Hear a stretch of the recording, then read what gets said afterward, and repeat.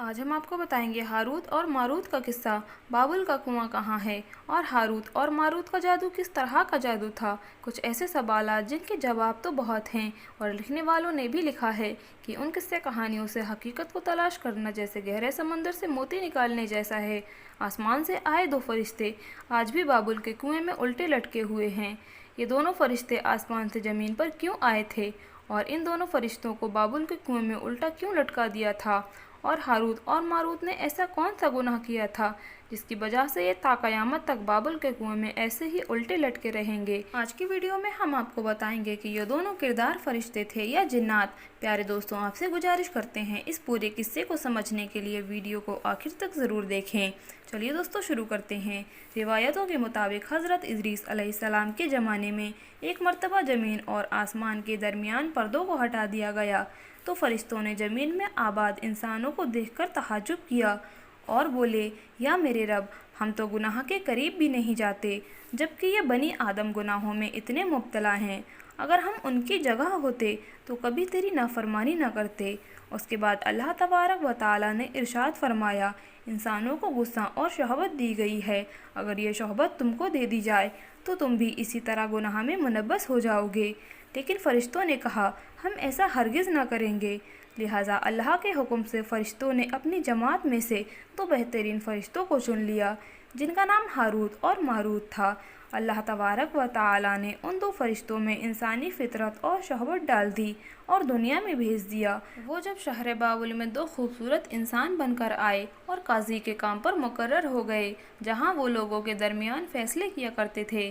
ایک دن ان کے پاس ایک عورت اپنا مقدمہ لے کر آئی اور کہنے لگی، اس کا شوہر اسے بہت پریشان کرتا ہے۔ ہاروت اور ماروت نے جب اس عورت کو دیکھا تو وہ اس کی خوبصورتی پر فدا ہو گئے اور اس پر عاشق ہو گئے۔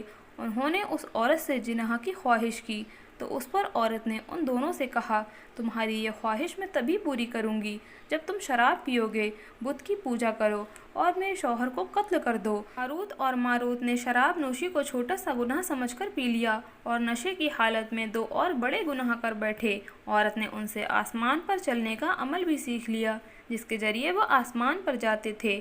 جب عورت اس عمل کے ذریعے آسمان پر گئی تو اللہ کے حکم سے اسے ستارے کی شکل میں مشق کر دیا گیا۔ چونکہ اس عورت کا نام زہرہ تھا، اسی لیے وہ سیارہ زہرہ کہلایا۔ اس گناہ کی وجہ سے ہاروت اور ماروت خود وہ اسم اعظم بھول گئے جسے پڑھ کر وہ آسمان پر جاتے تھے، اور انہیں سزا کے طور پر بابل کے کنویں میں الٹا لٹکا دیا گیا، جہاں وہ قیامت تک ایسے ہی الٹے لٹکے رہیں گے۔ یہ ایک اسرائیلی روایت ہے جسے امام ابن کثیر اور فخر الدین رازی جیسے مفسرین افسانہ اور من گڑت کہانی قرار دے کر سختی سے رد کر دیتے ہیں۔ وہیں امام سیوطی جیسے علماء اس روایت کو مستند مانتے ہیں۔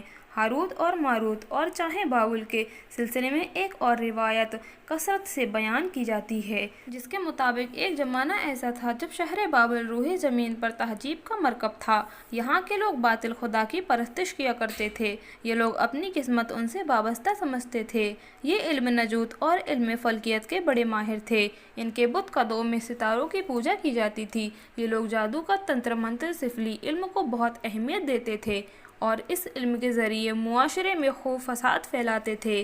ان میں بڑے بڑے جادوگر موجود تھے۔ ان کی تاریخی کتابوں میں جگہ جگہ تنتر منتر اور جادو بھی نظر آتا ہے۔ ان کا جادو دور دور تک مشہور تھا۔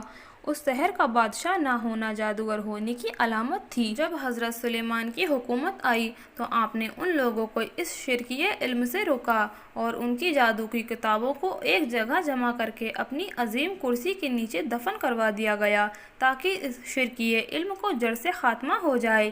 جب حضرت سلیمان علیہ السلام کی وفات ہوئی، پھر شیطان نے ان کتابوں کو دوبارہ کھود کر نکالا اور لوگوں سے کہا کہ سلیمان پیغمبر نہیں تھا بلکہ ان کتابوں کے ذریعے حکومت کیا کرتا تھا، لہٰذا ہوا میں اڑنا، جنات پر قابو کرنا اور حضرت سلیمان اور غیر معمولی معجزات دراصل جادو اور سفلی کا عمل تھا۔ بنی اسرائیل نے ان کی پیروی کی اور ان کتابوں کو پکڑنا شروع کر دیا، لہٰذا دوبارہ یہ شرکیہ علم اس قوم کی سرایت کر گئی۔